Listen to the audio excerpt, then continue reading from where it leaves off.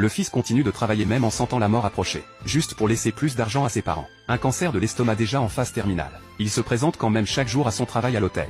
Puis un jour il découvre la vérité. Ses parents faisaient semblant d'être pauvres depuis le début. Son père s'avère être l'homme le plus riche de Los Angeles. 18 ans de fausse pauvreté, de fausse maladie, tout ça pour l'endurcir. À cet instant, sa haine atteint son paroxysme. Le vin rouge hors de prix lui glisse des mains et se fracasse au sol. Le directeur accourt et hurle sur le jeune homme. Ces bouteilles ont été acheminées par avion depuis la France. Spécialement pour ce soir, une fête en l'honneur de l'admission du fils adoptif à l'université. Le jeune homme fixe ses vrais parents et son petit frère. Il a du mal à croire ce qu'il voit. Le directeur le force à s'agenouiller pour s'excuser. Le milliardaire jette un regard. Sa voix reste calme et détachée. Juste quelques centaines de milliers d'euros de vin. Cassé, c'est cassé. En entendant cela, le jeune homme ressent toute l'ironie de la situation. Enfant, on l'a forcé à manger des restes avariés. Au moindre signe de refus, c'était les coups ou les cris. Son père répétait sans cesse que l'argent était dur à gagner. Il prétendait que lui et la mère avaient assez souffert. Maintenant pour le fils adoptif. Ils organisent sans sourciller une fête à 1 million d'euros. À cet instant, le père ne réalise pas que cet employé maigre et épuisé est son vrai fils. La ville a déjà vidé jusqu'à la moelle. La mère se dit qu'à la fin de l'été, elle lui révélera enfin la vérité. Mais elle ignore que ce mensonge est honté les hantera pour le reste de leur jour. Plus tard, le couple arrive sur son 31. Ils amènent le fils adoptif à l'hôtel pour fêter l'événement, pour prouver qu'ils n'ont jamais maltraité le jeune homme.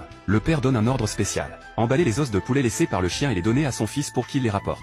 Le jeune homme regarde ses os rongés. La nausée le submerge. Il se met à avoir des hauts-le-cœur incontrôlables. Le père le remarque. Il croit que son fils a honte de ses mains sales. Il s'apprête à le réprimander. Le jeune homme ment en disant qu'il a déjà mangé au travail. En entendant cela, le père jette la pâte de poulet. Son ton devient cinglant et moqueur. Pas étonnant que tu n'en veuilles pas. Tu as dû te régaler dehors. Le jeune homme connaît déjà la vérité, et ne ressent que du mépris. Il sort alors une paire de chaussures usées et les lui tend, en guise de récompense pour être devenu premier de la ville. C'est ainsi qu'ils l'ont toujours élevé, avec une culpabilité, une pression si lourde qu'il ne pouvait plus respirer. La moindre plainte de sa part devenait de la vanité et de la jalousie. Un ingrat à leurs yeux. Il a appris à obéir sous ce type d'emprise. Le jeune homme fait semblant d'accepter les chaussures, puis annonce à ses parents qu'il est malade. Il dit avoir besoin d'argent pour se soigner. Mais aussitôt le fils adoptif prend la parole, disant qu'il l'a souvent vu aller dans des hôtels miteux avec des camarades de classe. S'il a attrapé une saleté, il ferait mieux de se faire soigner vite. Le jeune homme essaie de dire qu'il a un cancer de l'estomac. L'instant d'après, son père le gifle violemment, pensant que toutes ces années d'économie pour payer ses études n'ont servi qu'à le voir traîner dehors. Il attrape l'outil de punition familiale et frappe le jeune homme sans pitié. Aucune chance de s'expliquer. Quand le jeune homme respire à peine, le père se sent enfin soulagé et part avec le fils adoptif. En regardant leur silhouette s'éloigner, le jeune homme comprend soudain que peut-être ses parents ne l'ont jamais aimé. La douleur l'envahit tandis que ses yeux se ferment lentement. Quand il les rouvre, il se retrouve à l'hôpital. Son ami d'enfance lui a sauvé la vie. Cette fille l'aime depuis longtemps. Sachant qu'il lui reste peu de temps, il refuse de la retenir. Pendant que la fille sort, il rentre discrètement chez lui. Mais en chemin, un groupe de voyous lui barre la route.